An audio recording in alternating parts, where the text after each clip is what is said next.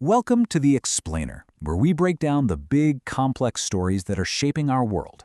Today, we're unpacking the conflict that absolutely erupted in early 2026, a war that was really fueled by some revolutionary new tech and, decades of bad blood. All right, let's get into it. So in the dead of night, February 28, 2026, that long simmering shadow war between the US, Israel, and Iran just exploded.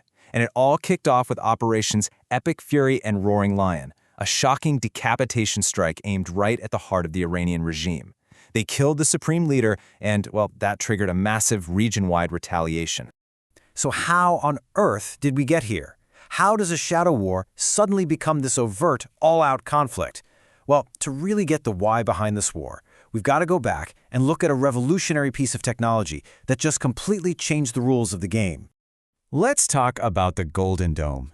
This was a system so powerful, so incredibly ambitious, that it completely reshaped global military strategy and, you could argue, made this conflict almost inevitable. Okay, so first announced back in 2025, the Golden Dome was sold to the public as the ultimate defense. You can kind of think of it as a modern reboot of Ronald Reagan's whole Star Wars idea. We're talking about a massive constellation of thousands of satellites all designed to make nuclear weapons, and I quote, impotent and obsolete. Now, here's where it gets really interesting, because you see this core paradox. The stated goal was purely defensive, right? To create a shield. But the strategic reality, it was all about offense. See, by promising total defense, the Golden Dome basically took the fear of retaliation off the table.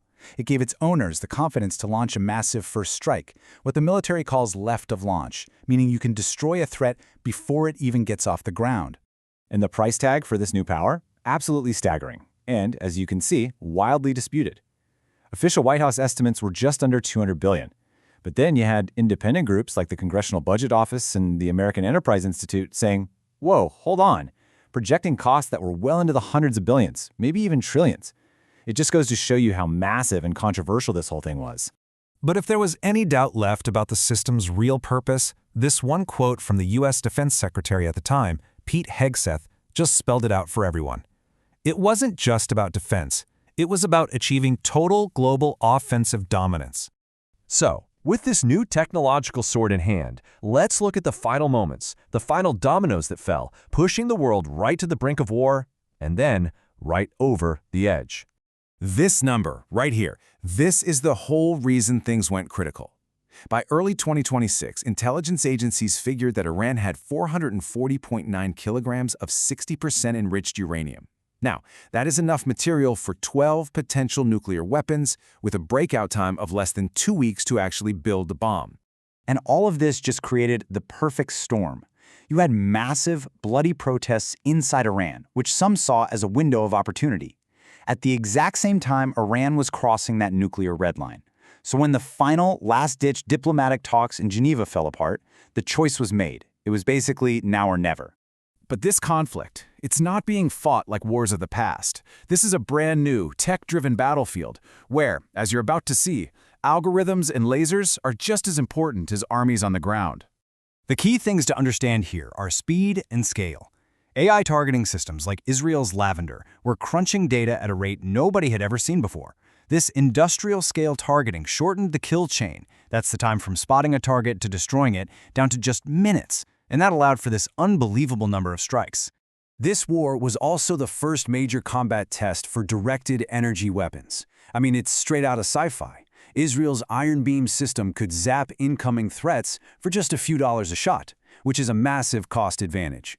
But it wasn't perfect. It turned out to be less effective in the fog and dust you get in the region, which really shows the limits of this new tech. And this quote from a former CIA officer just hits the nail on the head. It perfectly illustrates the new reality of this battlefield. The war very quickly became a battle for information. Some people called it a war of signals. Knowing exactly where the enemy is, down to the precise coordinates, that became the most valuable weapon of all. But here's the thing. Iran wasn't fighting blind. This was a true arms race. For every piece of Western tech, there was a countermove. With a ton of support from Russia and China, Tehran was deploying advanced Chinese radar to track stealth jets, using China's own GPS-like system to guide its missiles, and even fielding supersonic carrier-killer missiles designed specifically to beat U.S. naval defenses. And the result of all this is a sprawling multi-front war. It's not just a fight on the Iranian mainland against its Revolutionary Guard. As you can see here, there are active fronts in Lebanon against Hezbollah, in the Strait of Hormuz over oil shipments, and all across Iraq and Syria where proxy militias are constantly battling U.S. forces. And because of that huge scale, this war isn't just staying in the Middle East. Its effects, the fallout, are being felt across the globe. Let's take a look at the consequences. Let's start with this number, 94.2%. That is the unbelievable reduction in shipping traffic through the Strait of Hormuz after Iran shut it down to its enemies. I mean, that one move sent a massive shockwave through the global economy as oil prices just went through the roof. The initial decapitation strike, it also had this huge and maybe unintended consequence. It didn't cause the regime to collapse, which is what some people were hoping for. Instead, it actually empowered the hardliners. They appointed the late Supreme Leader's son, Mujtaba Khamenei, to take over, which pretty much guaranteed Iran was going to become even more militarized and defiant. And the conflict just immediately began to spiral. You had European powers deploying their own forces, Qatar allegedly launched its own strikes, and Iran's proxies, like Hezbollah, they just intensified their attacks everywhere, basically turning the whole Middle East into a global chessboard. Meanwhile, back in the United States, the war was just deeply divisive. You can see the polling from March 2026 shows a country completely split. Half the country disapproved of the whole thing, and only about a third were in support. That lack of a clear mandate created a huge political crisis at home. Which really brings us to this final critical question, the Golden Dome.